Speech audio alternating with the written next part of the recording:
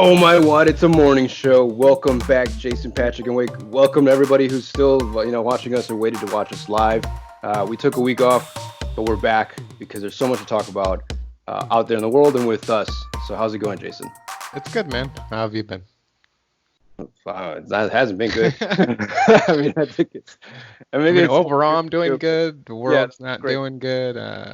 It's been a rough few weeks for sure. Yeah, I mean, it's kind of hard to separate now your personal life from what's happening out there. Yeah. When things came to, I think, a boil last week, it's when we decided, we should just step back and see what's going to happen. Yeah. I mean, I don't know what you were doing, but I mean, I went out to some of the protests. Most of the time that I went out for the protesting for Black Lives Matter, it was kind of like after the fact because I didn't even know when they were happening. It's kind of hard to keep track. Despite that we're all on social media, there's no one who's just keeping, kind of like a dispatch of protests going on. But how's it been over there? It's been good. I mean, unfortunately, there's like guilt within me as far as like not attending the protests. I've kind of avoided them. I had thought about it, but we should totally talk about that too and address it. Just because I mean, obviously we've been seeing a lot of posts about not feeling bad about it, and there's other things you could be doing, which there's obviously the social media thing. If you follow either of us, we've been pretty in tune with that. That only goes so far as it doesn't take much effort just to like throw something up on your story and whatnot. And there's other things I've done, but it's like I'm not. It doesn't matter. It doesn't matter like what I've. I'd rather just keep that on the download. But yeah, I mean, despite that, there is guilt with not like going to the protest. But I'm mainly doing that for health concerns. Like, absolutely. Same here. I work in the food industry, so I don't want to get sick and then have to stop working. But there was a crap ton of protests yesterday in Chicago. So, and they've been awesome. They've been peaceful. Like I've seen them from afar. I just haven't actually marched with people. So, before we get any further than that, I keep forgetting. Thanks everybody who's been listening. Obviously, we're on iTunes, Spotify. What else? We haven't posted. I think the last minute. So it's been a minute. We were changing the format a little bit because we were originally having like 2 episodes per week plus the morning show, and now we're just doing 1 episode a week because you're working now, and then we just I have another job, so it's kind of like a gig too. So it's a little bit easier for us to just kind of focus on 1 episode per week. And I mean, I think we powered through it. We've already surpassed our previous's our defunct podcast from the past. We're just about, because I think we hit 20. Just about. I hit 20 something. And we were doing that obviously a lot less frequently. But yeah, I mean, we're on YouTube as well, so this is where these are going. The last episode we talked about, I believe, was Game of Thrones, right? That's the last uploaded. We also did record one for The Last Dance. And I'm not going to name names, but unfortunately the quality was not good. I still want to do an episode on it. I know right now it just seems incredibly hard to even talk about anything because of what's going on, but there's still space for entertainment and stuff. Right? You need to separate from what's going on. You need to relax and kind of de-stress a little. And I still think that series is still very important to us, and I still really want to talk about it. So, I mean, given the amount of time that's happened between when we recorded it and now, I think I can still get psyched up about it to re-record it. Yeah. I've done that one other time before where I've, a podcast went south and the audio got screwed up or just lost. And so it was always weird. Like, it was weird to re-record that. Having space between it, like you said. It happens with excitement. With the technical difficulties of the podcasting world. Yeah, I'm on 5G today now. I don't know how to feel about 5G because, I heard it causes health issues, supposedly. I've had that for the longest time. I'm fine. 5G? Well, I mean, I'm sure it takes time for whatever damaging effects. But hopefully the audio's good. I'm sure it's going to be good through the stream. But, yeah. No, I mean, it sounds great. We obviously working well. What's brew? Same thing I had ready to go last week. So there's a Cuban spot where I live now, off of Addison and Narragansett. It's called Bia's Cafe Mariano. Wait, and so I just have an iced. Can you do it higher? Yeah. You showed it to the live stream. Sorry, yeah. So this is for the stream, and this is for YouTube. Mm-hmm. But yeah, it's a cafe con leche, iced. Oh, So nice. it's pretty good. I had an empanada you as made well. that, or you bought it like that? I just bought it like this. Yeah. Yeah. I was like, "Whoa, that's very professional of you." I got this because guest and brought it in from Portland. I was totally to get some Stumptown too. Yeah, Stumptown's awesome, and this is the Founders, which I have never seen it, but it's vanilla and cocoa, and it definitely tastes like and smells like cocoa, and it's just delicious. And Stumptown in general is really good. So that's this morning's brew. Cool. But yeah, let's get back to the things we're talking. Has anything else happened to you besides what like everything that's happening in the world? I mean, I've just been working a lot. I work every day pretty much, which is cool. Like I get excited to work just to make money. So yeah, of course. I've been doing that. Last week when the protest, like the first day of the protest, I helped my friends Alex and Laura move because I had thought about going to one, but I ended up helping them move that day, which was cool. They have a nice new apartment. They have a baby on the way, so it was nice to see them. My buddy Rudy, who I've talked about plenty of times on his podcast before, he started working Uber Eats with me. So nice. He went out a few days. Did you get a referral or anything, or? Not really, no. I think Caviar does that, but Caviar is trash. I won't get into that. I like Caviar. They give me. As far as like delivering via walk-in, I don't think it's feasible. Just they don't get enough orders. I see. Mm-hmm. That's the only reason. Like the app is fine. But yeah, I kind of trained him a little bit, and so he's now out working. So we meet up, but obviously we're going to our own restaurants. So yeah, we just say hi and then we go on our way and make money. So that's awesome. That's really all that's been going on. I think I was telling somebody else that I kind of wish that was available here. The whole walking option. Yeah. Even the scooter thing is kind of interesting, but I don't, like how I would carry the food like that unless I provide you with something, right? Because it's kind of hard to hold stuff. And I've done it. Like sure. I've taken a scooter to get food and just trying to drive because like the handles are this close. Yeah. So the weight of the gravity, kind of like, ooh, it's stupid. But but luckily, like the places for me, they're close enough for me to get home right away. I think the only thing kind of like major news that I've had, I mean, because it's been 2 weeks, and obviously I don't want to go too far back. Same. I think we got an announcement from one of my sisters who's expecting. Oh, that's awesome. Well, I didn't really. She sent me a text message with their dog. And she was wearing a sign as a big German Shepherd, so don't fuck with them because it's a canine dog and getting training. And she was wearing a sign on her chest right here, and it says like I'm something about welcoming, or my parents are welcoming or bringing me another pal, another human or something like that. But it was spelled funny, and I think I read it too fast, and I was like, "Oh, you guys are getting another pet," Like, is that a smart idea? Like, why are you getting another pet? And she's like, what are you talking about? And I'm like, yeah, like I said, I wanted to get another pet. Now you're getting another pet. And she's like, what? Like, did you read the sign? And I'm like, whoa. I was like, holy shit. And I was like, really? In this time? And I was like, obviously I didn't want to like rain on her parade like that. So I was like, holy shit. Like, wow, well, congrats. That's nuts. So. And that's cool for that. Like that's awesome. That's super nice. I talked to my mom about it too. She's like, "Oh, she finally told you. I wanted to tell you." And obviously, like she's like you're gonna be an uncle, and like that feels weird. But no, it's awesome. It's fun. It's awesome. Like it's because it's so hard. I mean, I think we talk about a lot of like just kind of social issues and growing up and being millennials and stuff like that. And it just seems like my sister has her shit together for the most part, and her husband.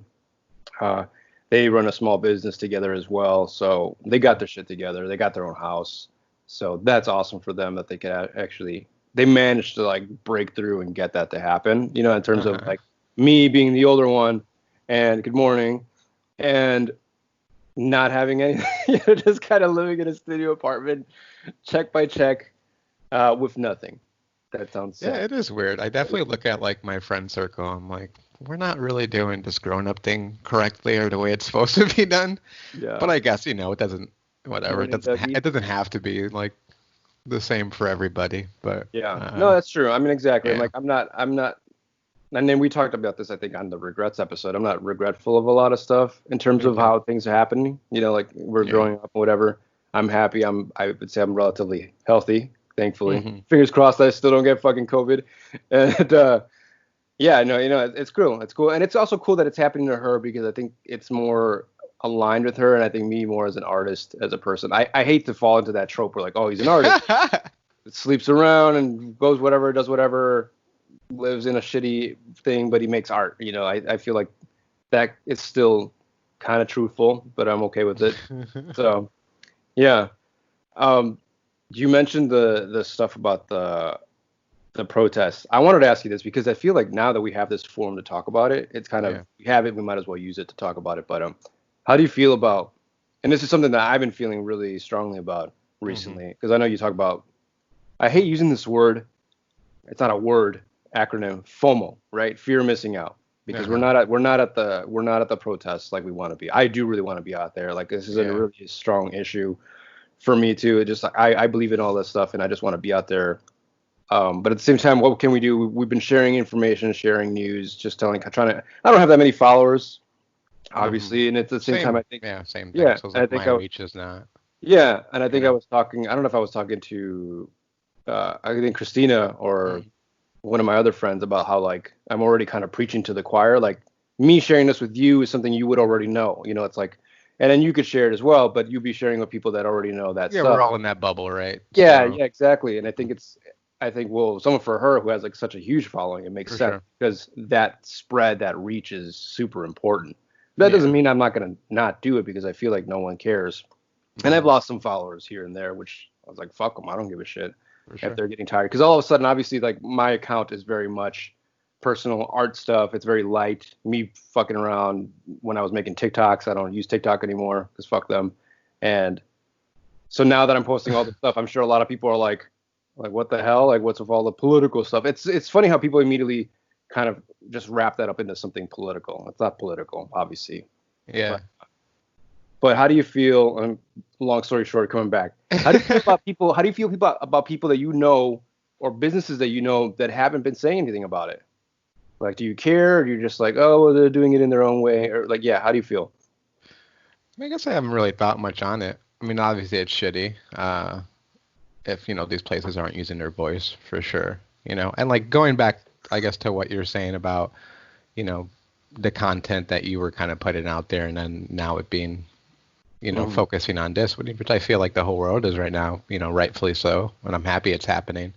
But yeah, there's definitely for me, posting things like that's not something I mean, it's something I did in the past, obviously, because things like this has happened before and have been happening forever. Right. But definitely, there's part of me that feels like it could come off as disingenuous just because, that wasn't something I was putting out there, that kind of like side of me. So but, it's not about me. It's like maybe I don't have the reach, but we could help, and there's so many different ways you could help by going to Black-owned businesses and stuff, which we're going to kind of put some information out there if you guys follow our Instagram after this episode, just places you could go to if you want to support that way. And obviously donating is such a big thing too. So and there's other things you could be doing, but as far as the businesses, I don't know. I haven't really thought too much on it. Like, what are your feelings on that? About what? Just like focusing your business on? Well, like, places who haven't like came out and spoke to the issue and whatnot. I'm super pissed off. I mean, like I'm this close to just fucking calling people out. It makes sense because especially, obviously, if someone called me out, I'd be like, well, me, I don't really post that often, but that's not an excuse, obviously. But like you were mentioning, it might seem disingenuous to some people, but I think that's how much more important it can be for someone who never really kind of posted about what's going on in the world to all of a sudden just switch over and be like, okay, I know that this has to be shared, because obviously this has been a fight that's been going on since forever. And, people have been posting about it for such a long time, even prior to right now, what's happening. So, but still coming in and being able to do that and changing my way of stuff. Like, obviously I still haven't posted like actual posts, but I'm keeping the stories. I'm keeping the stories up. I want people to be informed. I don't really know what to do. And obviously, as an artist, I know I could probably contribute in a way, but I don't know what I would draw. It's just kind of all. What did you sign up? I know you shared some things as far as them needing designers and whatnot. Did you sign up for any of that stuff? There was like a registry of like just kind of like people who want me, and I'm like, that's cool because that kind of gives me more of an imperative to actually do something for someone. And I've had a bunch of shirts lying around here that are just blanks that I had from just doing random stuff, and I feel like I'm just gonna paint the fist on them and maybe just like the message on the back and just give them away. Like I haven't mentioned that, but that's the plan. I mean, I want to do it first before I actually announce it because obviously I always plan on doing something and it takes me forever when it becomes an art project. But that's something that I feel really strongly about. Like I just want to. That's my way to contribute. I've been putting stuff on my bike. Like I want to put like stuff on my bike when I'm riding around, just so constantly just keeping the reminder alive in people's minds, right? Like to not drop the momentum. It's not about protesting. It's about making change in the system, right? Yeah. I constantly get that stupid argument about like, oh, people have been doing this since forever and nothing ever changes, and it's like, I hate when people do that because you don't know what the fuck you're talking about. Yeah. Do change if you do this, and it's.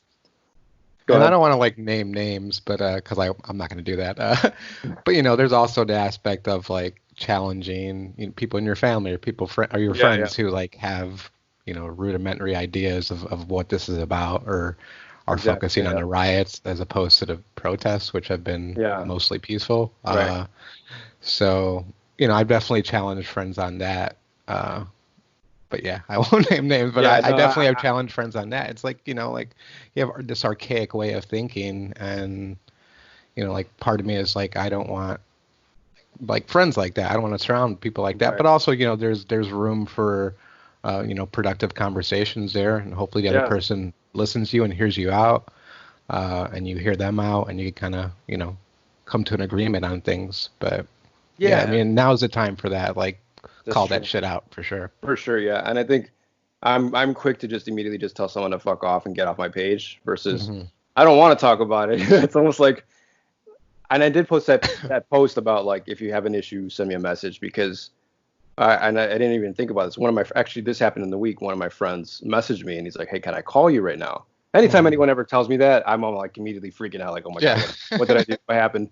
And he's like, no, and he had like a kind of like a dilemma in terms of the stuff that's happening of some of his friends of people of color that he has. He's a white person and he's just like, hey, somebody said this and I don't know if I'm feeling the right things. And he's like, I know I can talk to you about it. I'm like, really? You thought I'm rational enough? That I'm like, but no. And then we talked it out and I kind of explained it to him and he kind of saw what I was seeing.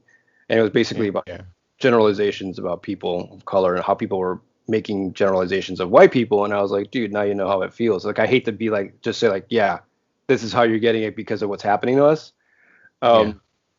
But it was cool. Like there's good ways to have like simple conversations, right? Obviously people are open to learning about it.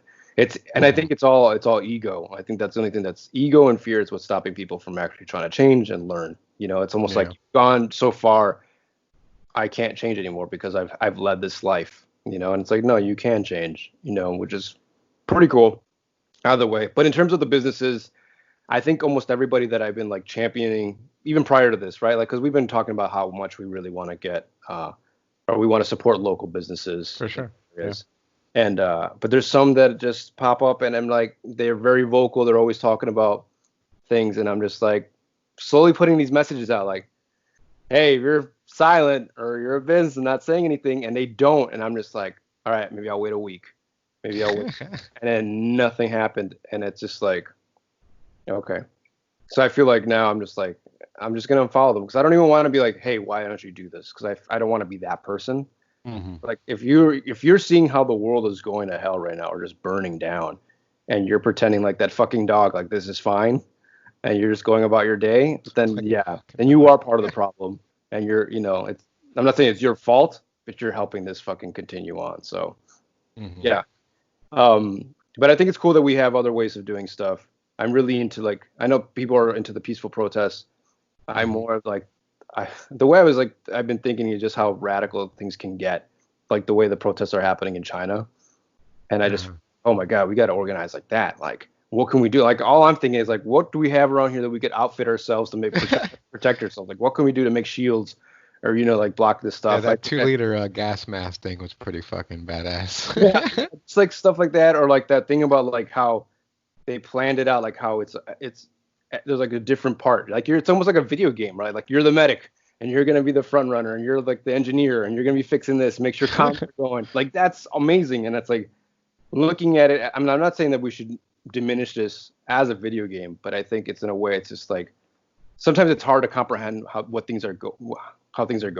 That's like, how can I help? And it's like when things are broken down this way, you're like, oh, I could do that.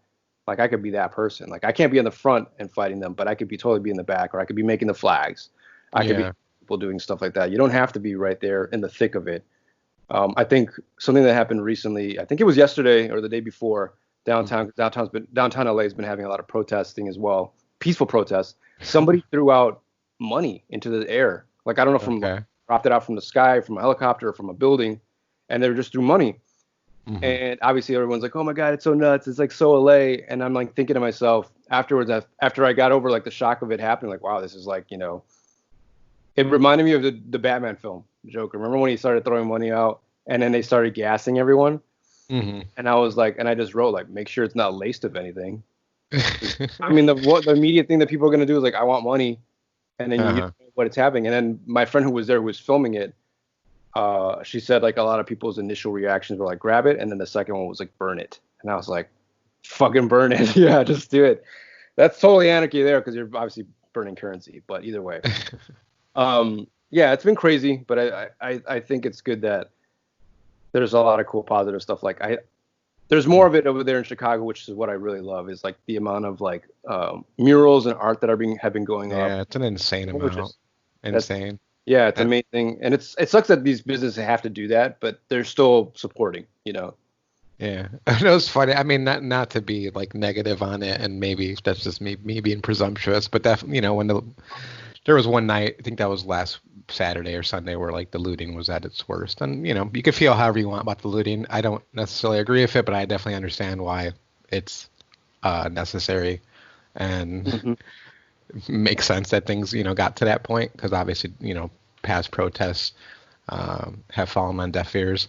But like businesses, businesses boarding up their thing, and then they'll put some type of Black Lives Matter on it, and I'm sure a lot of the time it's genuine, but I'm sure it's. Oh no, totally. I'm sure there was an aspect of it like, don't hurt our business. Here's this nice message we're putting up. But like seeing the protests like a few days ago, I was in Lakeview, and they were doing one down Clark Street. If you live in Chicago, you're familiar with it. Kind of like by Boys Town. And yeah, just people lined up on the streets with snacks and bottle of waters, just like handing stuff out, to people who are just kind of making their way towards where the protests were. So like seeing stuff like that was amazing. And then on a small scale, I know I'm just kind of a side tangent here, but on a small scale, nothing to do with the protests, but I was in Wicker Park yesterday, and there's this fountain area where like a bunch of pigeons hang out. Fuck pigeons, but whatever. I mean, pigeons are fine. They're just gross. Gross, yeah. But there was a fountain, and I guess like a young pigeon, a pigeon. What's the young name for a pigeon? A chick? I don't know.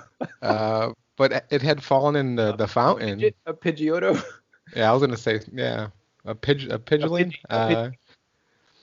But yeah, it had fallen in the fountain, and some guy like just scooped it out, and he had a flag, and he just wrapped it in the flag and was like drying it off. It was like the sweetest thing ever. Oh wow! Made me want to cry. But he was just taking care of the little pigeon guy.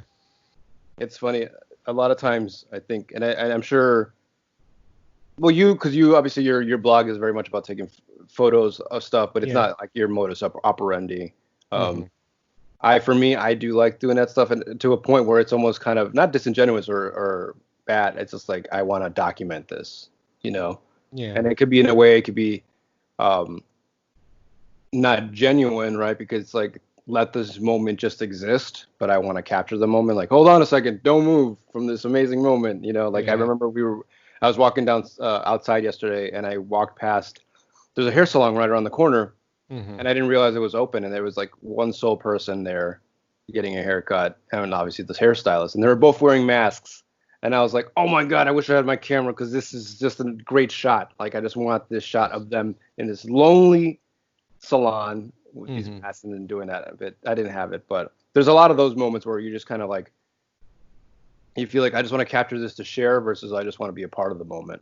And especially right now with what's going on. But I hear you with the whole stuff, like people just kind of writing that stuff. Like, I wonder how many businesses obviously are genuine about the message that they say versus them really, at their core, what do they believe in? And I think it's cool that most of them or a lot of them are what is the term, putting the money where the mouth is, right? Like they're saying, are you saying, and they're actually donating. Like, I was surprised, like when it's not even something that I had originally like was hoping for, like the Eames Foundation, they said something about it, or the Criterion Collection. When they started saying, like, we're going to start a fund for this, I think, and if we're talking about positive things that are happening, I think USC just announced, I think yesterday, it was yesterday or Friday, that they are now starting a new program where, like, undergraduates who can't, like, their household income is below 80 grand can go to school for free. It doesn't matter if you actually have a house, that's not going to count towards it. Like, if you actually live in a house or your parents have a house, that's awesome. Insane, especially USC. I think there might have been something else that's happening. This is the kind of stuff we need to see, because if like the government's not going to change, then the rest of us is, and like people were mentioning, it's not about politics. It's just about fucking human rights. So I guess that's all about that. Coming at the perfect time here. Unfortunately, something like this had to happen, but with the quarantine and everything, it's just kind of like the perfect blend of people finally waking up, including myself. So yeah. One thing I did want to mention, because you mentioned the quarantine too, is like I think the media has been very quiet about the pandemic throughout this whole time. It's like it's not even there anymore. Yeah, but then my sister, who I saw yesterday, she was telling me that apparently now the reports are like they're spiking again, which I mean it was going to make sense. It's unfortunate that it's going to have to happen to all our people, like the people that are out there actually fighting, 'cause that's not the kind of people we want to lose. I'm not saying that everyone should die from the pandemic, but I'm like, you don't want us, the ones who are out there trying to make change, dying. Yeah, and we're still waiting for those numbers. Like, I haven't really been paying attention to the cases. My friend Chris, like, sent me a thing the other day, like a few days into the protests, about like, 19,000 people in Chicago like tested positive in the past 24 hours. It's like, well, first of all, whatever these protests are happening, that's whatever the result of that is, as far as the infection rate. Yeah. That's not going to be found out for a few weeks. Right, exactly. And also, the article was like, no, not Chicago in the U.S. 19,000. So, okay. Because it would be like pandemonium if we, I think we're like around. I mean, like I said, I haven't really been paying attention, but it's usually around like 1,000 cases per day. So I'm like, do the math. We're one state. Yeah. We have 50 states, so 19,000 sounds fine.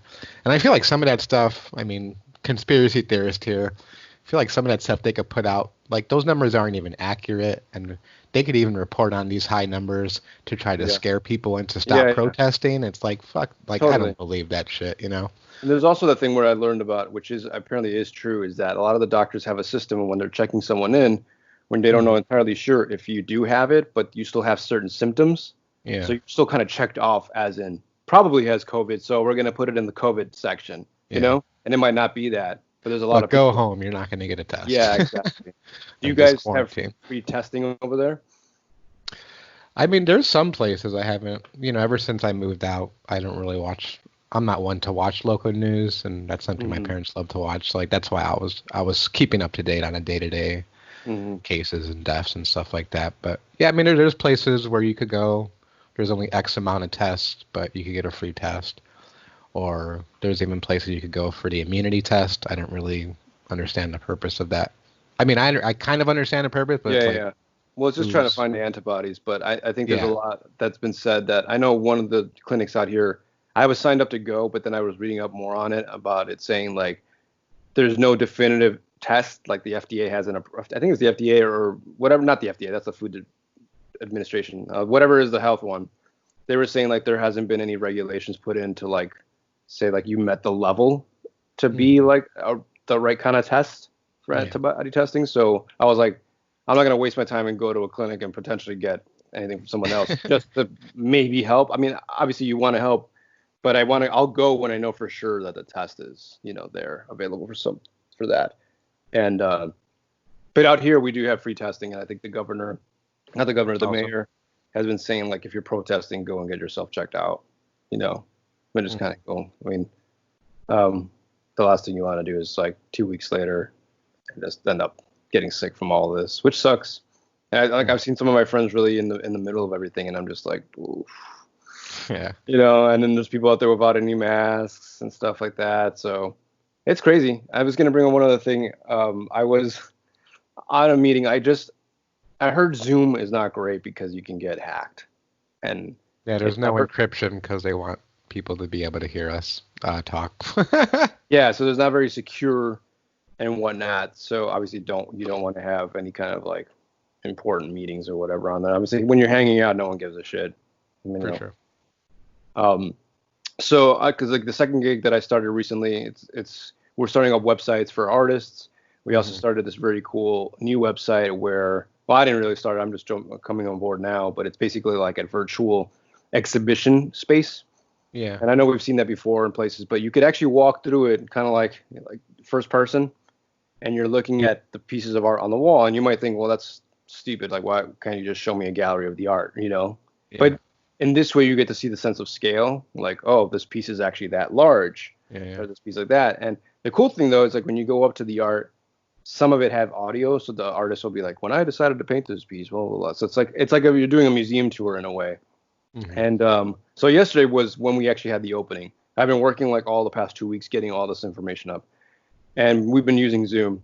I think I want to suggest like let's use Google Hangouts or something like that, because I don't want to use Zoom. I'm very paranoid of that sort of thing. But anyway, and this is why. So we were having a Zoom get together, and we had like all the artists, because it was like an opening party. We had already sent out the flyer saying, hey, come and check out our opening. It's obviously going to be online. Check out all these new artworks from all these artists, local and otherwise. And we're all in this meeting, and there's like 30 people or more in this. I didn't even know you could have that many people in this virtual chat room. There's so many people. Yeah. And I'm sitting there, I'm finally messing around with the virtual backgrounds, adding different backgrounds. Like, oh, this is kind of cool. And then apparently the feed stops, and what happens? And apparently like someone hacked us, like they found the code, and they were just messing with it. And then we got back online, and I didn't really hear what was going on because I was distracted a little bit. And I come back, and they're like, are we going to get hacked again? And I'm like, wait, what? Why are they hacking us? Like, what? It made no sense. I think because they just saw like a large group of people. I don't know. Maybe it might be like people who think anybody who's, what do you call it, gathering or organizing like large groups, like we got to disrupt them. Because I feel like my internet's been pretty shitty lately, and I kind of blame it on the government or something, because I'm like, they're trying to fuck with our internet, so we can't organize, we can't communicate. But that was weird. Like that was like the first time I've ever encountered that. But yeah, I've had things happen like that before, where just saying like I've seen people like who have these little things on their webcams. It's like right on the thing, and it's like a little switch, like a little door. Yeah. And I'm like, I gotta get one of those. I think Christina tapes hers. I know plenty of friends who put like tape over their shit. Yeah. But I don't like adhesive. Like I'm just reading my beautiful Mac. I'm not gonna put tape on it. Anyways, some rubbing alcohol, it comes right off. Yeah, right. All right. So if anything, I don't know if anything else has happened to you. I have way old stuff that this isn't even part of it. No, not really. Yeah, just keep fighting the good fight, however you can. Obviously, if you're following, I don't think we post that much stuff on the actual Oh My Wawd podcast stream, but if you're following Avid on Arcade or Boy Decide, we have plenty of information there, and we also know a lot of other people who put up really good information. It's just it's circulating, so there's always something people can do. And if anything, just share it. If that's all you could do, then just share it. All right. So we're going to the cranky corner. I think there's a lot of stuff to be cranky about, but is there anything that has nothing to do with this? I guess I couldn't think of anything other than what we were going to talk about. But go ahead. I know you said you had a few things. Yeah. So I made this last week. I was like, should we do cranky corner? Because my shit is so trivial, but it's just stupid cranky stuff. So first thing is relish. Just like The I fucking hate stuff? relish. Oh All my, right. I love relish. I've told this story before. I mean, it's fine. I don't dig it. I don't want it on my hot dog. A few weeks ago when I was living at home, they went to. You ever been to Gene and Jude's when you were out in Chicago? Yeah. Hmm? Great place. Right next to Halakahiki. Oh yeah. Yeah, the tiki bar. Oh. Here you go. But yeah, they got me some dogs that day. And I'm sorry. I know Christina's watching. She already heard the story, so you have to hear it again, or you can just stop. Don't listen to me talk. Yeah, they like got 2 hot dogs. I always get mustard, Who onions. got you these hot dogs? My sister and my dad were out probably getting stuff because they've been remodeling the kitchen and whatnot. Mm-hmm. But yeah, they got me 2 dogs. They came. They had relish on it. I didn't say anything. I ate my hot dogs. I'm like, it's fine. It's an honest mistake. Then like a few days later, we get hot dogs again from Jimmy's. You know Jimmy's over on Grand and Pulaski? No? So we go to Jimmy's and then they bring hot dogs. And I was working on something at the time. Or maybe I was watching something. And so they're eating. They call me over like, hey, the hot dogs are here. I'm like, well, give me a second. I was doing something. Yeah. So then I go. And turns out my dad, who gets everything on his hot dog, he's eating mine, which doesn't have the relish. So I got his hot dog, and then my sister tries to blame me for it, for not coming to eat right away. Anyway, so then I'm like, you know what? Last time it happened, I didn't say anything. There was fucking relish on the hot dog. I just ate it.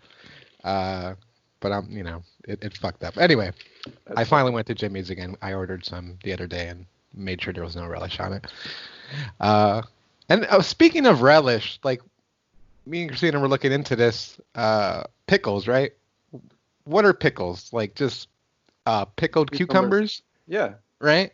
Yeah. So then why does a cucumber become a pickle once you pickle it? How come if there's onions or you could pickle anything, right? You just throw it in vinegar or whatever. Right. I think why don't those things are referred to as pickles? For sure. You know what I mean? Was it maybe because this was the first thing to be pickled? Maybe. I doubt it was. Maybe it's the first thing to be pickled that was commercialized. I didn't do any research on it, so maybe I should find out. I'd imagine that obviously back in the day you could they pickled everything because it's a way to preserve food.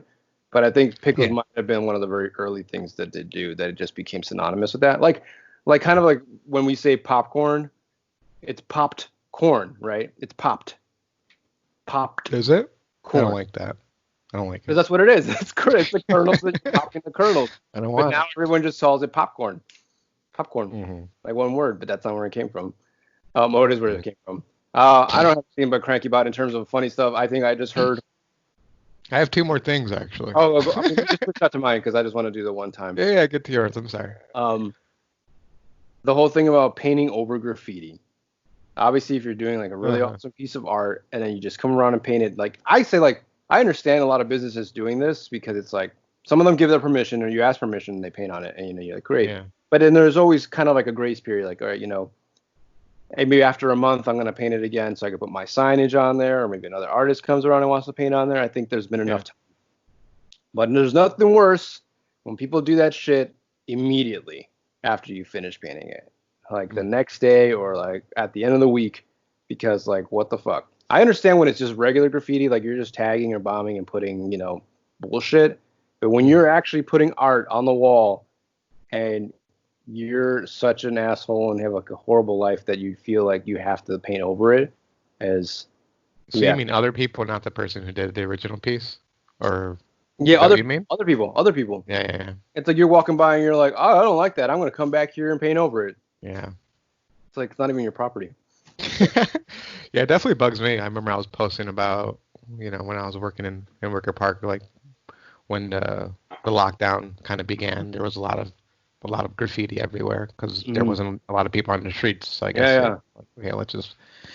But then I realized, like the next day, a lot of the places were cleaned up. I'm like, wow, the anti-graffiti technology has come a long way because like it's like this was never vandalized to begin with. Yeah. There's 2 more things. It hasn't really been an issue this week, but unleashed dogs. has been an issue. Oh, that's a good one. Yeah. Fucking it's asshole. Just been bugging me. Like, I mean, the dogs are well behaved. I probably had one dog come at me. That dog was actually on a leash. But you'll like walk past an owner and their dog, and like as soon as you walk past, the dog just fucking comes at you for a second, and then just gets yanked back. But since there's not a lot of people on the streets, there's a lot of dog owners who just feel they don't have to leash their dogs. Yeah. Dude, the arrogance of these people. Yeah, and obviously what happened in New York with that horrible person, Amy Cooper. I don't know what happened. What happened? Well, remember the guy in Central Park was bird watching. Oh my God, yeah, I forgot. I didn't know that was her name, but I know his name. Yeah. So, yeah. Leash your fucking dog. It's the law. That's so true. And it's like, part of me wishes I could do that with my dog. He's too crazy to be off leash. He's not trained. I don't have money to put him in school. Come on. But these people obviously have money to put them in school, so they feel like, oh, he went to school. He's well trained. Don't worry about it. He's not gonna do anything. And it's like, no, motherfucker. He's agitating my dog. Like my dog's on a leash. Now he's going crazy because your dog's walking around like whatever. I hate that. It's just like, no, I don't care how well behaved your dog is. Yeah. A law. I mean, I don't know if it's a law. It is a law, right? They have signs for it. I'm sure some places it might not be, but I'm sure most places it is law. Yeah. That's a good one. Yeah. And then the last thing, which is kind of a weird one, not really that weird, but ever since the lockdown, I walk past certain Urban Outfitters, right? And they're fucking lit up like a Christmas tree. Like, these places are closed, and at all hours, it's bright as hell in there. Every single light's on. It's like, yeah, we know you exist. We know you sell clothes. Like, save some energy, because all these lights do not have to be on. So it's always bugged me. Every Urban Outfitters I see. I don't condone it, but it's like, if you're gonna fucking loot or bash a place in, do it to those places. Don't fuck up your own neighborhoods. That's a good one.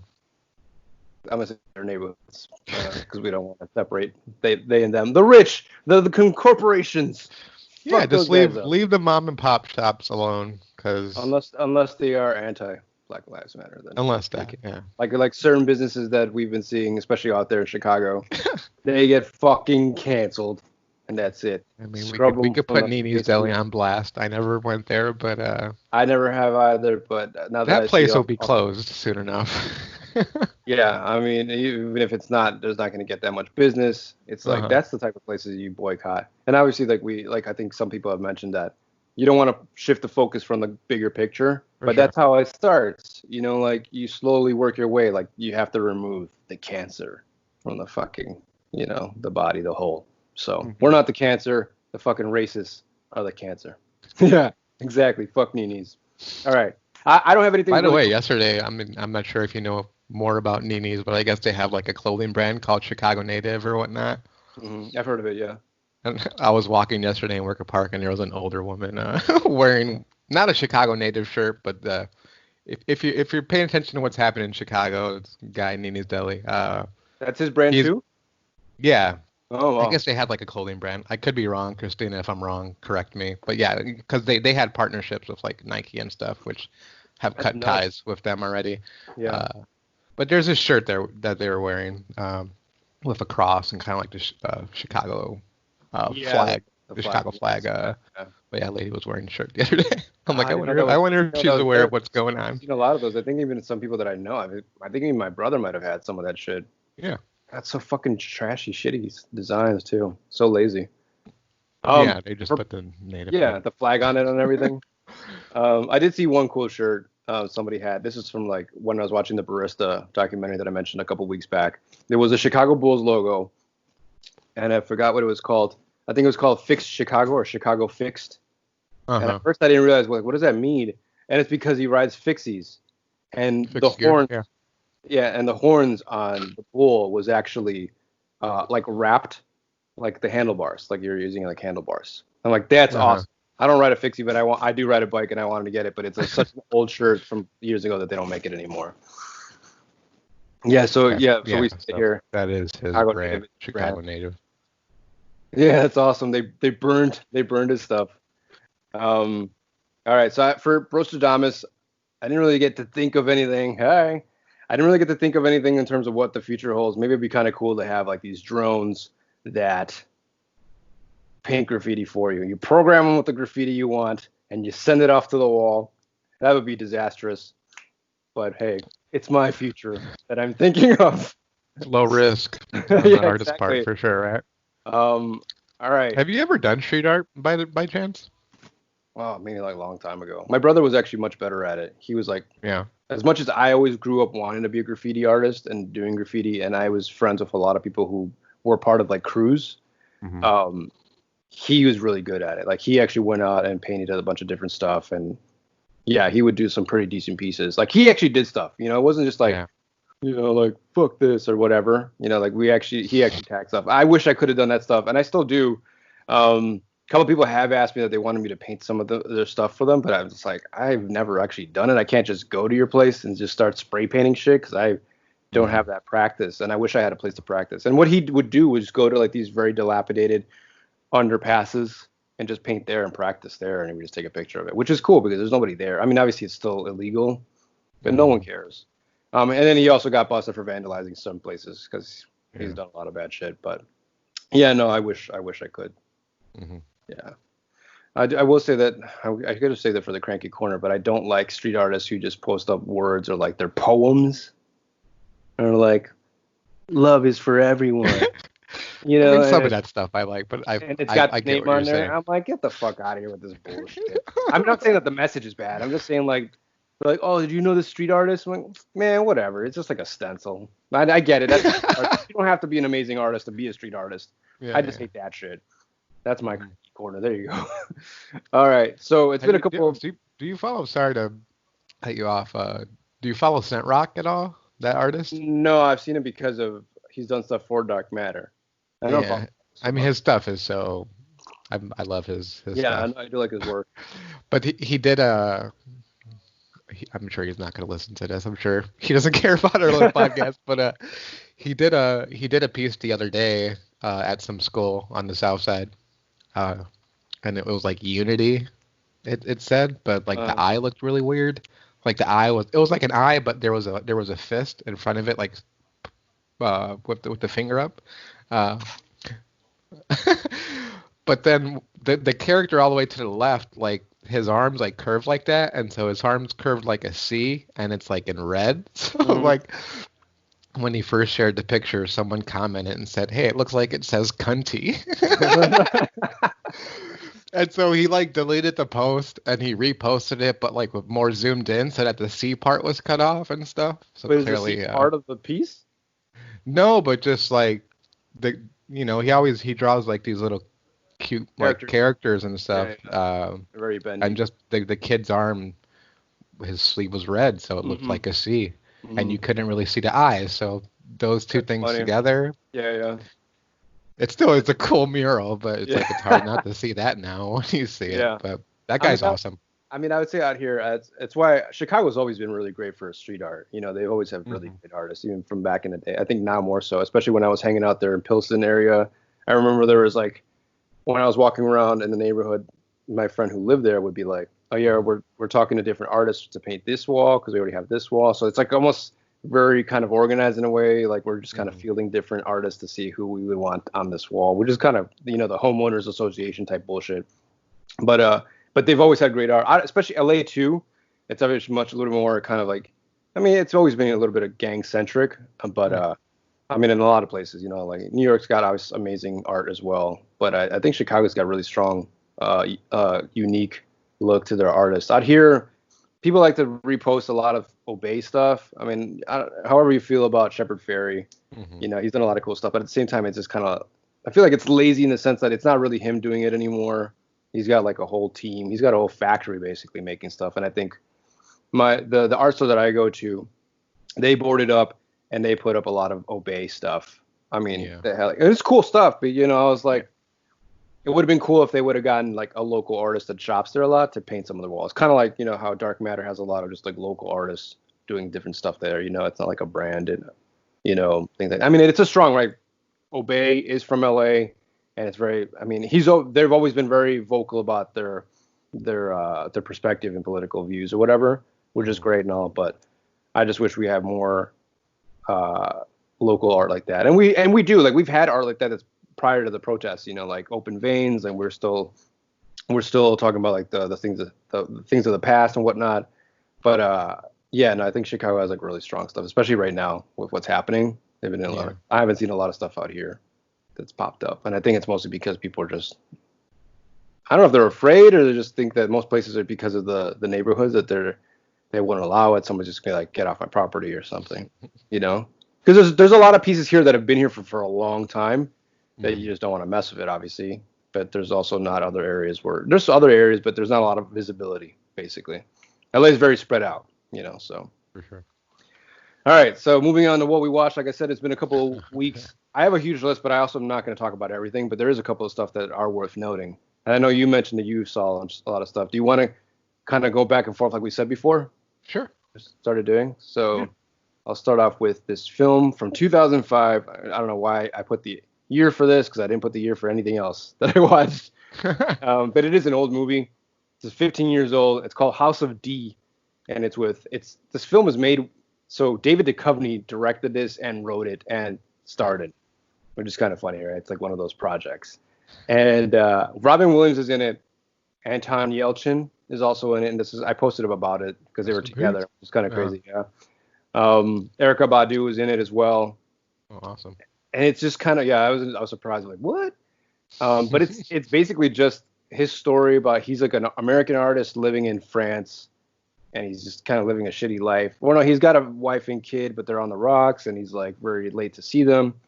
But it's so it's an okay story, but the way it is, like he did it, like, oh, this is my first movie, so I'm like, so it started out like this. I decided to tell her I was gonna, it's like this stupid narration, like I wanted to go back to a pivotal moment in my life, and obviously, so it's like him as an adult talking about his life growing up in New York, and that's Anton Yelchin.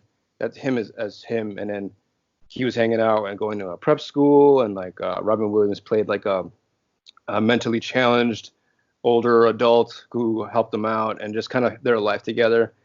I like those kind of films because it's a cool time capsule of the time of, like, obviously of how things were, especially in New York, because I never really got to spend a lot of time in New York, and I think that day where even like in the early 90s when it was really cool, I thought that's all gone. It's all like commercialized. New York is very commercialized, so.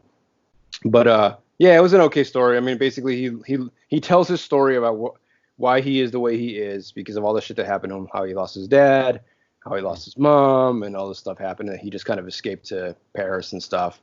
And he's basically telling his son that and his wife that, and they end up going back to New York because she tells him, like, you have to go back and reconcile everything that happened over there. And he goes back and he meets the people that he left. And it's like it's a feel good kind of movie, but not like in a shitty way. Or not shitty. It's like not in a cheesy way. Cheesy way. Yeah, it's not. It's cheesy, but not super cheesy, like Hallmark moment type stuff. So, yeah, it's not a bad movie. But I wanted to watch something, and especially I kind of forced myself to see something that I haven't watched, or not, like, might not seem like something that I would watch. But when I saw the actors on that list, I was like, how could it not be good? Well, it could be bad, but go ahead. All right, so I mean, it's been a few weeks, but do you want to? Sorry, before I cut you off real quick, I don't know what the time is on yours end in terms of the live stream.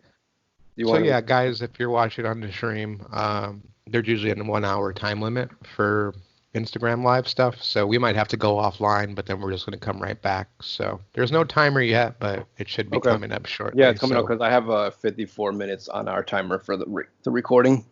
Okay. Yeah, it's going to start soon. So I watched BoJack season 5. So one more season. It's been like about a week since I've watched, because I'm kind of, that's what I did. Like after I was finished with season 4, I kind of gave it a little bit of time before I got around to season 5. So watch that. Think it's the best season so far of the show. I mean, season 1 actually was my favorite prior to this, but. Yeah, I kind of like did a few notes here, so I'm not sure if you remember that season, but that's when he starts filming that Filbert show, like the detective show. Oh, yeah. And then they introduced Gina, who's, the person that he'll kind of his co-star on the show. Yeah. I really like her character. There's an episode about Diane getting a divorce with Mr. Peanut Butter and going to Vietnam, trying to find herself, I guess, like Eat, Pray, Love style. Yeah. So that episode was amazing. Of course, there's a free churro episode, which is basically Bojack's mom passes away, so the entire episode is just him doing the eulogy at her funeral, which I thought was pretty ballsy episode, just to have him just talking for 25 straight minutes. Yeah. And I actually like Todd, like where they went, the direction of Todd's character, because it got more into the asexual thing and obviously the relationship that he's in, and how that's kind of not working out. And then they also had an episode about Mystery Peanut Butter. There's a really good Halloween episode about him going to Bojack's Halloween parties with his different wives that he had. So like that was a really good one. And then there's also an episode, last one I'll kind of point out here, Hollyhock, which is I was so confused. I thought so that's Bojack's stepsister, I think, or half sister. Like the father, his father, they put in it. All right.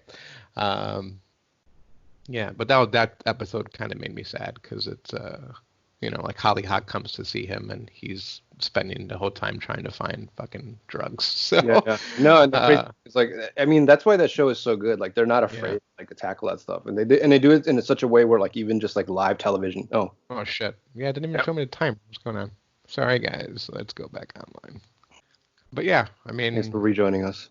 As far as like Bojack, obviously his character is growing, but like throughout the series he keeps fucking up. But like I feel like season 5, his character. I mean, obviously he's still going through huge substance abuse issues. Yeah. But he's actually starting to grow as a person, so it's awesome to see that. And the season ends with him checking in the rehab filings and getting help. But yeah, it's an amazing season. Like has some of the best episodes of the series. So I'm excited. I'll finally watch season 6. It off. Yeah. 16 more episodes to go. Since you mentioned shows, I'm going to really quick just mention the only show that I actually ended up watching this week. And it's because I think it was just released this week or not last week. It's Space Force. Space Force. It's a new Netflix TV show. Yeah. With Steve Carell. Yeah. John Malkovich. Ben Schwartz, the guy who's the voice of Sonic. Now I can't see him in anything because now I just think Sonic is talking. He's such a his voice annoys me. I actually have to see. He's always been an annoying person, but he's actually really good as a voice actor. He's one of the voices for DuckTales. I don't know if it's Huey, Louie, or he's on BoJack too, right? Isn't he? He might be. I don't think he's a big character on the show. There's a lot of. Is he Princess Carolyn's boyfriend? No, that's the boyfriend, the rabbit. It's not him. No, it's not. Or the mouse. I think he's a mouse. Space Force. I think you're right. He Ben Schwartz is the rabbit character. Yeah. Right? Oh, see? Yeah, it's the rabbit.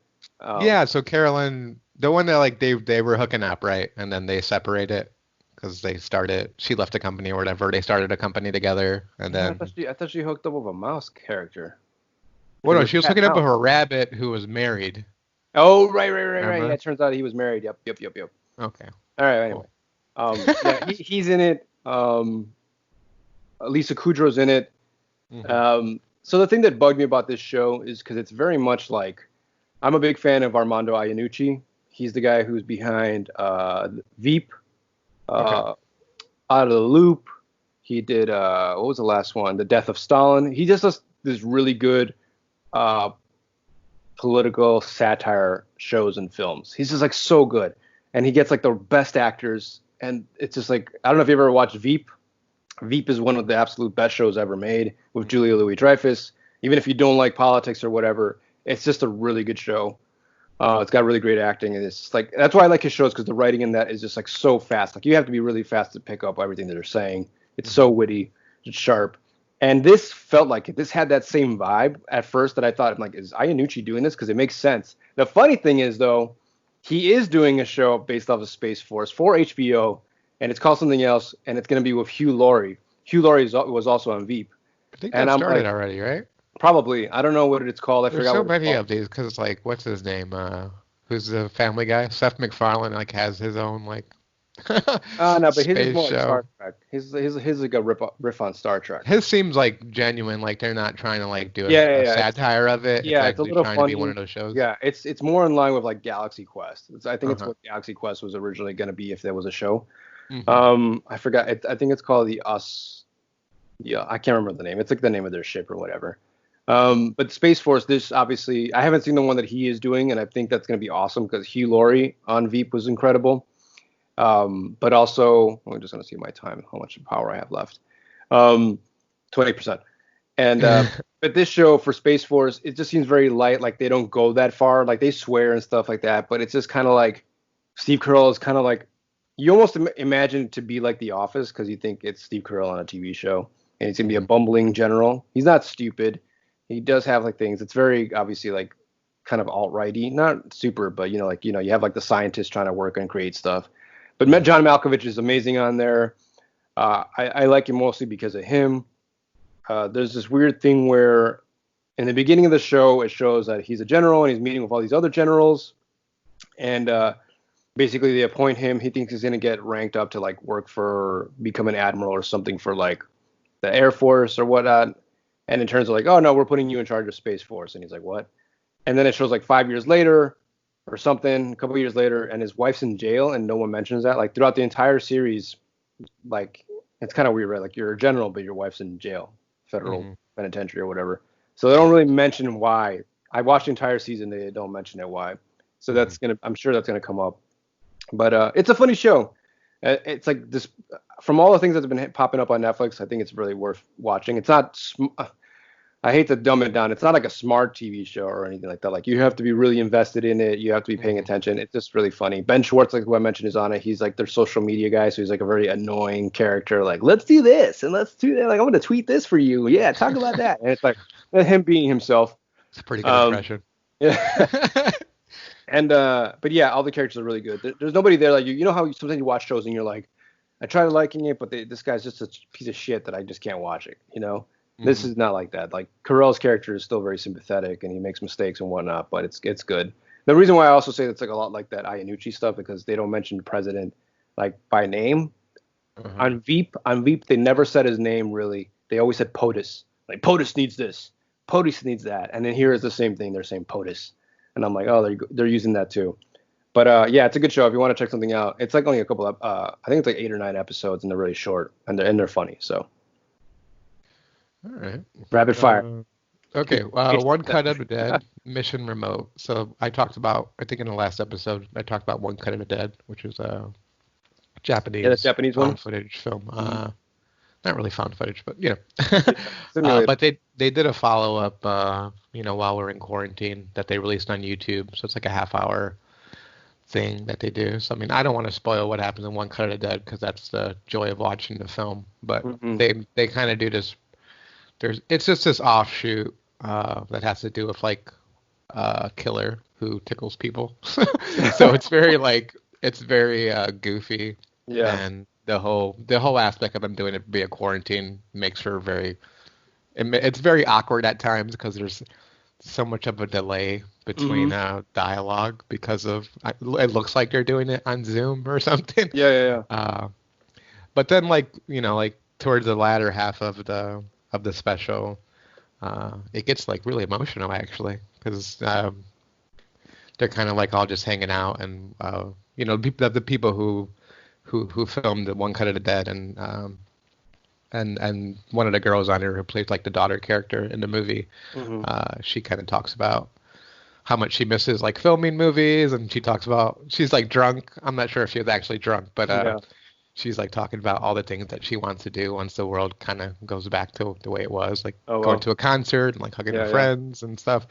It's like, I wasn't expecting to, cry a little bit during this, but feels, yeah, it brings the feels definitely towards the end of it. So check it out. Well, check out the movie if you have Shudder, and then check that out because it's goofy, but it has heart, just like One Cut of the Dead, the movie. So yeah. Yeah. That's actually good because I did watch something similar to that. I mean, it's not a horror movie; it's a suspense film, but it's called Come to Daddy, which I think you've seen, right? Yeah, I want to see that. No, I haven't. Okay. Well, then I won't say that much about it, but it's with Elijah Wood. It's kind of like more like an indie type film. takes place in the Pacific Northwest, and it's just I'll give you the premise of it. It's basically he's a very weird looking character. His character looks like a neo-Nazi. A little bit, but he's actually more like those kind of like LA douchebags, kind of like they dress like they have like the weird long robes and got like the little fingernails painted, and he says he's a DJ, and you don't really get to see that from the trailer, but you do when you see the show. But anyway, he gets like a letter from his dad to come see him. His dad had left him when he was like a child, like 2 years old. Yeah. So he goes up to see him, and his dad starts acting weird and crazy shit starts happening. If you watch the trailer, it looks like he's trying to get killed, and he meets up all these people, and they're trying to hunt him down. So I don't want to spoil it. It is weird. I think at times it's kind of slow, and I'm just kind of like, hurry up, get to something better, or just move it along a little bit. It's very interesting. The mood of it is very interesting. It's also kind of quirky in a way, just how things happen. It reminds me a lot of like, I don't know how much you're familiar with Australian or like New Zealand type cinema. Mm-hmm. It's just, I mean, I would even say like kind of like similar to like Mad Max style films. It's not action packed, but it's just kind of very weird, like the ambiance. And I think this film is made in New Zealand. Maybe that's why it has that. I don't know. Maybe the director is from over there, because I think when the movie started up, it's made with the New Zealand Fund or something. You know how they have like these different places to do that stuff. And so yeah, it's a quirky movie. It's not that long. When I first saw that, when you see the picture of Come to Daddy, it looks like it might be like a horror film, but it's a suspense thriller really. Mm-hmm. And even then, it's not nothing like crazy. But I like what Elijah Wood has been doing with his career. I haven't watched Maniac yet, which is like a remake of an old 60s film. It was fine. Yeah, so, but I like his choices in what he's making right now. So, and this isn't that, this is kind of cool. So check it out if you want to. I like Elijah. He kind of creeps me out though a little bit. I feel like I feel like I've said this before on the podcast. He just has creepy eyes. I mean, they're lovely eyes, but they're kind of big baby blues. Yeah. There's something behind them. Yeah, I got to check that out. I actually started watching it, but then I realized the audio wasn't working. I'm like, this is a very quiet movie. It's an interesting way to start a film. I'm like, oh no, it's not working right. So I finally watched Blazing Saddles. Never saw that. Did you like it? It's very goofy. Yes or no? which I knew it would be goofy. I mean, yeah, yes and no. Yeah. I thought some of the stuff, like the humor didn't work for me, but then some of the stuff I thought was pretty funny. Some of it is dated, obviously. Yeah. And obviously, like they're in the film, they're like painting white people as buffoons and like morons, and I like that aspect of it.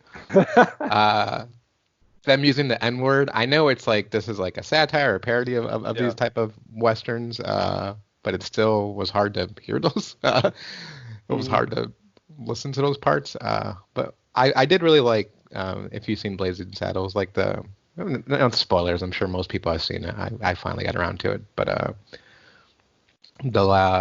like the climax of the film, it becomes like very meta, and they're like going into different film sets. I'm like, this is really cool. I really like the sheriff character. I thought he was great. Yeah.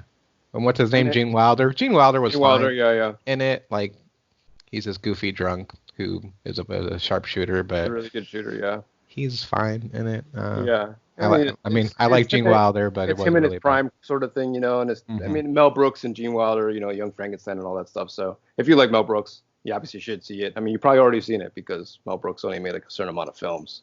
Mm-hmm. So. Yeah, but like you said, it feels dated, and I'm sure if I saw it like when I was younger, I would appreciate it more. But. Yeah, I mean, I don't know if you've seen it, but since you're a fan of horror, not that I say that it is a horror film, but Young Frankenstein is. Yeah.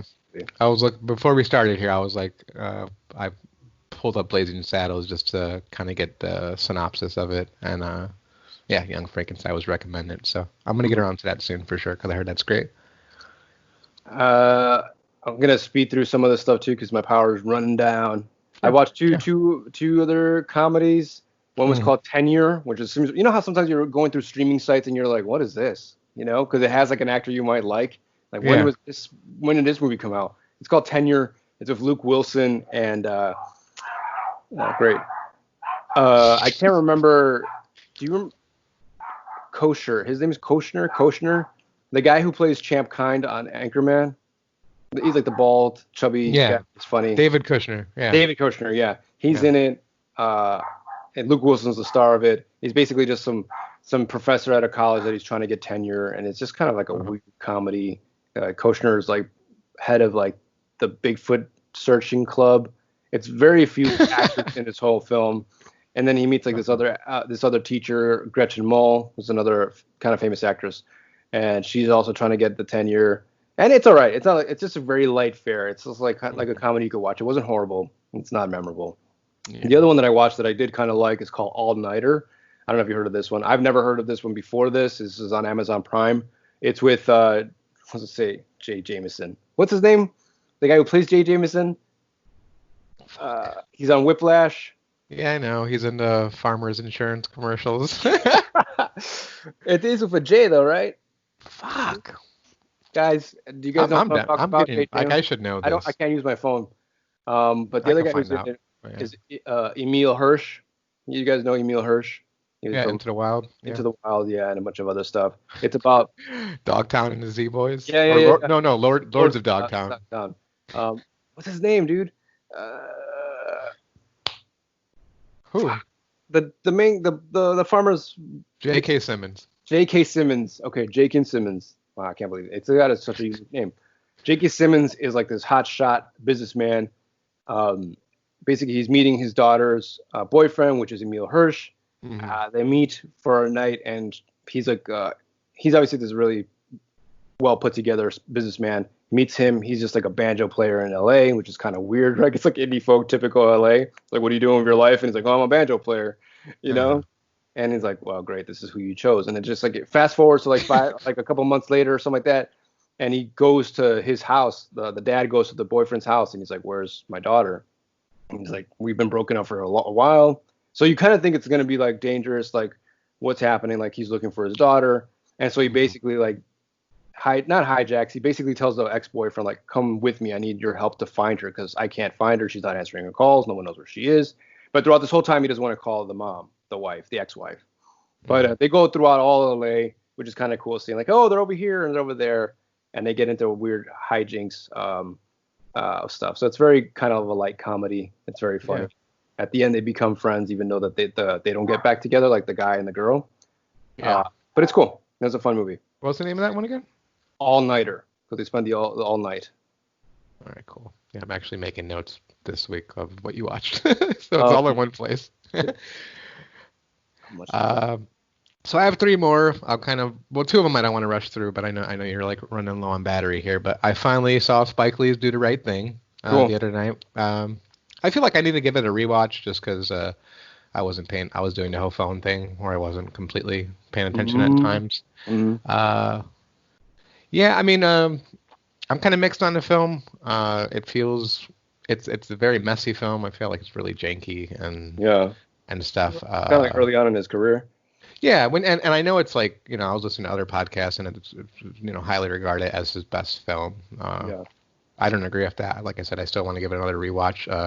The climax of the film is pretty powerful though. Yeah. And very reminiscent of what happened with George Floyd. So like that was definitely hard to watch. And yeah, I mean, I really like the aspect of, because Spike Lee is the main character named Mookie, and he works at this pizzeria, Sal's Pizzeria, and so I really like that aspect of the story of him working at this pizzeria, and I really like Sal, and Sal has these two sons, one kind of a buffoon, one's just like angry and fucking racist, played by John Turturro.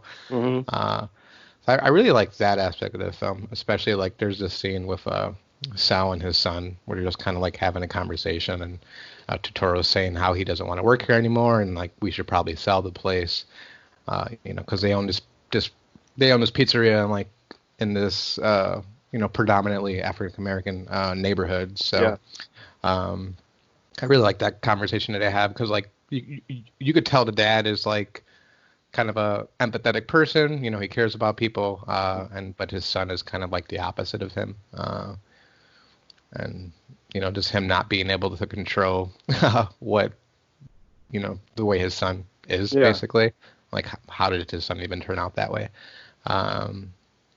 But yeah, I mean it's definitely a powerful film, but I want to see it again just because I think it's I think you're right. Like I think when I remember from watching it, I don't really think all how it was being messy, but I do remember how unique the film was. The characters are amazing. They're really great. They're on the edge or verge of being caricatures. For sure. But like they don't feel defined. They're more like, oh, this is what this character represents, like thematically, but as a person, they're not really. And I don't know if they did it on purpose or maybe just an early thing where you just didn't have time to develop it in that way, but it was enough to get the story going, which is fine. Like I think nowadays it's a little harder to get that through. Yeah. I think I was trying to think about like what other movies or directors are like him now. I was gonna say maybe someone like Boots Riley, like like Sorry to Bother You. Remember that? Yeah, seen that movie? I love that movie. Yeah. So it's like I feel like that's like the next level. Like that's if he keeps making films like that. That reminds me of like Spike Lee's movie like that. So, okay, cool. So you saw that movie. Yeah. That was it for that movie. You're saying? Sorry. Yeah. Do you have a? Yeah. No, I have a couple more. Because it's funny because now I could actually add this one, which is it's also in New York. I finally got to see Uncut Gems, which is on Netflix. Sweet. I don't really like these guys' films. Like I've watched Good Time. I like Good Time a lot. I thought it was interesting. I think the stories are good. Good Time. I think they try too hard in order to evoke a certain feeling. Like, oh, this is like an old school B movie VHS tape type film. Like I don't. Just be the film that you're trying to make. Stop trying to make it look like it was something out of like the early 80s or 90s. That kind of bugs me because it feels fake. The whole thing too, like, oh, we also made the music ourselves, so it's like very like I'm trying to be like John Carpenter style music, like the synthesizers and stuff. And I'm like, I'm not saying that they should have like a fully produced soundtrack or whatever. There's aspects of their films. I mean, they did for Uncut Gems, right? Yeah, exactly. Like that one, what was it? 1.0 throw. I don't know what that group's name is, but Onitrix Point Never or something like that. I listened to them too. But it's a mix with totally them. Off. Yeah, I don't know. It's something like that. Yeah, it's a very ambient scene. So Good Time was a cool story. I like everything that happened. It was a really fucked up movie. I like that kind of gritty stuff, but I also don't like the fact that they're like, let's add some grain on there. It kind of reminds me. If you think of like when you're using your iPhone 10X and you're trying to make it look like a Polaroid. It just feels fake to me in that sense. And it's like, you don't need that. For me at least, I don't need that. And I felt the same thing with Uncut Gems in a way, like, oh, they're doing it again. Like, just make the film, Uncut Gems is pretty good. I don't really like the characters in there. I don't really like anybody in this film. Yeah, I don't think you're supposed to really. Yeah. But you still end up rooting for him in a way. Oh, for sure. Yeah. And I think Adam Sandler's amazing in this. But I also think it was a little too long. I think it kind of dragged on a bit more than I wanted it to be. I agree with you. Yeah. I actually I saw it in theaters and I liked it. If you guys haven't seen it, I don't want to spoil it here, but the first time I saw it, the ending really made me mad. But like watching the film again, it kind of makes sense because it's kind of centered around this stone, that has like mystical powers. Yeah. I love that aspect. The film really plays into it. So it's like with every good, with every positive thing that's going to happen, there's going to be a negative too.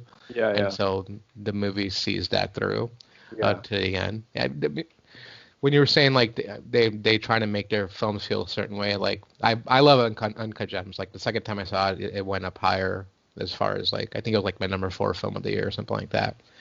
But like they clearly try to create like this manic energy within their films, and there's parts of Uncut Gems where it feels like they're trying too hard to do that, where it seems like the characters are being irrational, just to create this just for the sake of it. Yeah, and like I the second time I watched it, I watched it with my family. And my sister was very frustrated with the film because she's like, "What is going on? There's way too much happening." So it's like, clearly they want to like fucking and it's very disorienting. Yeah, they want to disorient you and like just jumble your senses around like the things you're hearing, the things you're seeing, characters talking over one another, characters yelling. So it's like you could tell a lot of it's like improvisational, which I like. yeah, I think the story's great, and then after I saw that, I finally got around to Good Time too. So I'm glad I finally saw Good Time. And it's funny you mentioned the manic thing. I think it definitely works with Good Time because it's like, I mean, so far we're seeing a trend, right? It's all about working out against the clock to get somewhere. Good Time worked better, I think, because it wasn't as long of a film. And that's a short film, yeah. The pace was a lot better for that. Like there was a couple of lull moments. And I like that they're making these films where like you don't really like any of the characters, but this is the shit that's happening, sort of thing. It could be real. But yeah, I didn't like that in Uncut Gems too, because at first it's like he's talking on the phone with a bunch of different people. Like, who's he talking to? Like, oh, that was the guy he was talking to. And then who are these guys? And it's like you're getting thrown into a world that has already existed. Like you're supposed to be led to believe like he's just a really bad person in terms of like handling money, but he has like his own jewelry depot and whatever. I do like the beginning how it starts off like them being in Africa and finding this gem and then going to the gem, and it's like getting mesmerized. He's getting a colonoscopy. And then it pulls back out, and it's that, and it's crazy, but it's good. I originally wanted to see it like Good Time, the same thing, and I never went to see either of them in the theaters. And then eventually when I saw them, I was like, all right, well, they're good. Like, and I do like them, but I'm not, I don't know. I mean, I'm definitely excited to like whenever a Safdie Brothers film comes out, I'm gonna want to see it because I think they have a style of their own. It's just no, absolutely. So I mean, like it'd be interesting to see how they progress as filmmakers. So let's see. I only have 3 more. I have 2 more. So yeah, I wanted Christina to see Crooklyn, so I rented it yesterday. Cool. You ever see Crooklyn? That's a long time ago. It's one of my favorites. Who's in it again? Alfre Woodard is the mother. I was gonna say Whoopi. Delroy Lindo's the dad, but I've seen it. I've watched that movie growing up, and I feel like it captures childhood and just like it's the way things were in a neighborhood. Just being a neighborhood kid back in the day, and it's a really good movie. It's a good wholesome movie. It always reminded me of not Matilda. There was this other one, Curly Sue. Do you remember Curly Sue? Vaguely. I've seen it, but I was young. But it's like one of those in the terms of like young little kids seeing things from their perspective as life was around them. Crooklyn's a little bit more real because obviously where it's happening, whereas Curly was more like kind of like, well, it's all very nice and fun and whatnot. That's cool that you guys saw it. Yeah, I'm not sure what she gave it, but it's probably my favorite or my second favorite Spike Lee film. I mean, I haven't seen a lot of his stuff, which I'm gonna make amends for that. I do want to start watching. I will say that one. Stuff. I know that we're not really talking about him specifically, but one of my favorites that he did that threw me off that I didn't realize I knew after the fact or while I was watching it. Is called Inside Man with Clive Owen. And I forgot the other guy. I don't know if it was Samuel Jackson or Jamie Foxx or Denzel. I think it was Denzel. I can't remember. Denzel sounds right. That movie was really good, but it was like solely kind of like a departure from what Spike Lee is known for. But it was still a really good movie. For sure. And his direction and the whole thing that was happening in that movie. Yeah, I wish he did more stuff like that where he just kind of branches out and takes on different material. Yeah. I mean, he did. There's a section. I just want to point out with Crooklyn. There's a section of the film where. Troy Boy, which is kind of the main character of the film, the sister daughter character. She goes to the suburbs to like stay with her aunts, her aunt and her uncle, and their kid, their adopted child. But like the cinematography, he changes the lens during that section of the film in the suburbs, so it's like kind of stretched out. Yeah. I guess he's doing it in a way to just be like, hey, this is like the suburban life, which is like a warped version of what actual growing up is. But it looks really ugly. So I'm like, I don't remember that. I have to check it out again. Yeah, it's something I noticed like in previous times watching it, but I'm like, okay, now I see the idea of what he's going for here. I do that, yeah. But it's awful to look at. Still, I love that film. But yeah, what's your next one? I have 2 more that I want to just mention really quick, especially right now since we're like championing. I mean, not that we should just do it for right now, but obviously black filmmakers and black films and black content and all that sort of thing. So I watched Just Mercy, which was like a recent film that came out with Michael B. Jordan and Jamie Foxx. It's a really good movie. It's going to be free for like 3 months or something like that, right? Yeah, it is free right now on iTunes to rent, and it's only like $4 to buy if you're interested in buying them. I'm usually not against, but I'm kind of like tired of like, oh, it's another biopic sort of thing, like it's another historical reenactment of what happened. But it's still good. It's history. It's really interesting in how well they did that, how close they got that story right. Like they show parts of like at the end of like how the actual people looked versus like the actors that played them and their accomplishments throughout the years, just helping people. It's a really good story. And I also watched Selma. Selma's also free right now to watch, which is the Martin Luther King film. Yeah, I've seen that one. Ava DuVernay's film. I think I had started a long time ago. I never finished it. And I finally got to watch it, and just watching it, it's just like, wow, everything he's saying is like mirror image of what's happening. Not only what's happening, but like what's people are saying. You know, it's so stupid that people have been quoting him on different things or just like one particular thing, but there's so much more that he's said that's relates and rings true to what is happening right now. And especially the way it ends. So that's a really good film as well. Selma being Selma in Alabama. That's why I always wonder, why is it called Selma? Who the hell is Selma?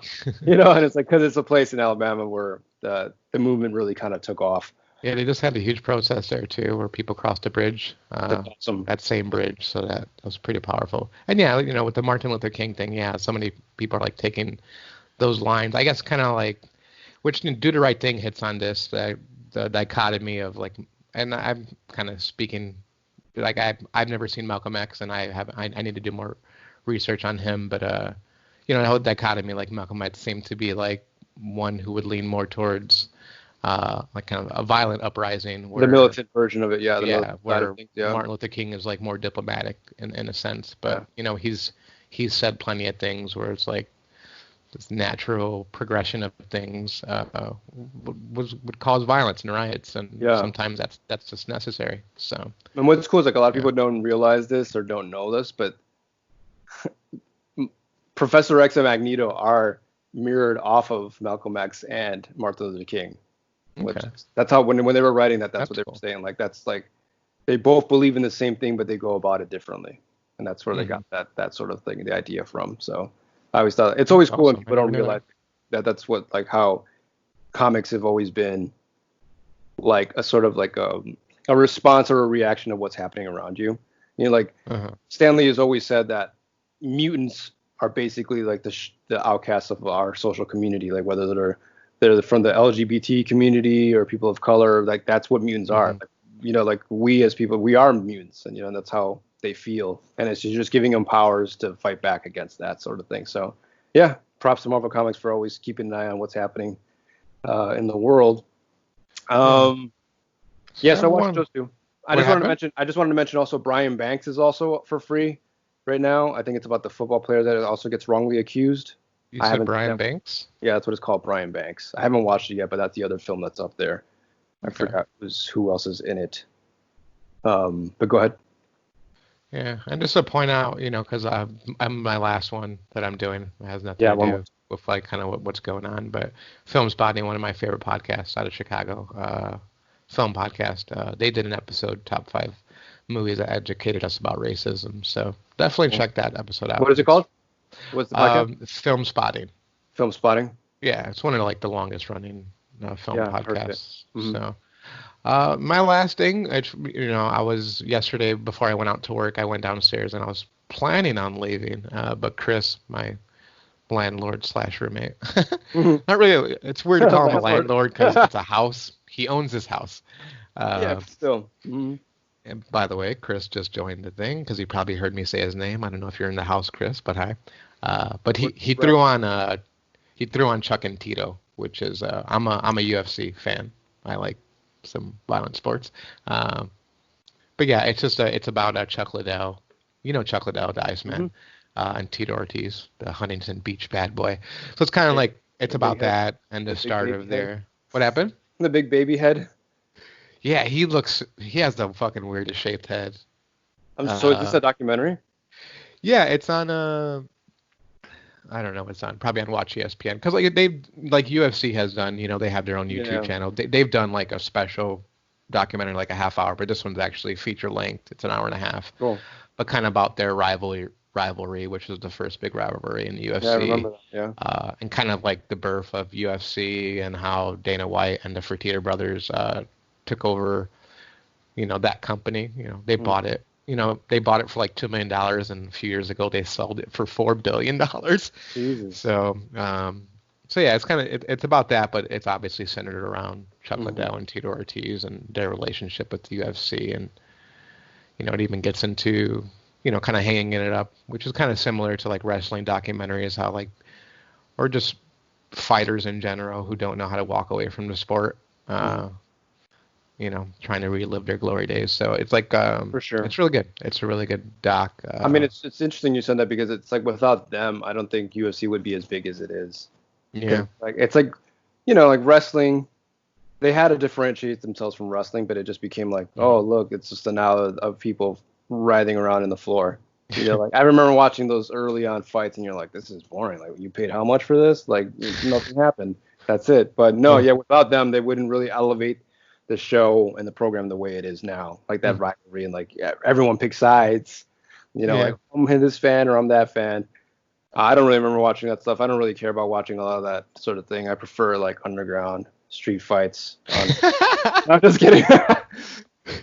But yeah, I mean, it's a sport that I mean, I understand why it wouldn't be certain people's things. I mean, I don't understand how people like boxing but don't like UFC. It's a sport that hasn't gotten a lot of respect, but I feel like it slowly is. Obviously, it helps now that ESPN is has a partnership with them, so that goes a long way. Yeah. But obviously, having these big figures like Conor McGregor, other people who are lifting the sport up, Ronda Rousey, stuff like that. But this is kind of like that original rivalry, the two big stars of the UFC, and how they brought it to what it is today. So it's good. Check it out. No, it's cool. We're like in sync, because the last one I have is a documentary as well. My documentary is about beer, and it's called Beers of Joy, and it's an okay film. It like basically follows 4 different people. 2 of them who are like studying to become master cicerones, which is like the fancy word for like the sommelier of the beer world. And it's a very kind of like in-depth thing that they're all like hints of this and the notes of this, and they're using kind of hops, and it's got ABV this, and so it seems very uppity in that sense. But it's cool that you can train yourself to be like that good to be able to taste something. If I was too, no, that was caught itself right there. Okay, we should be good.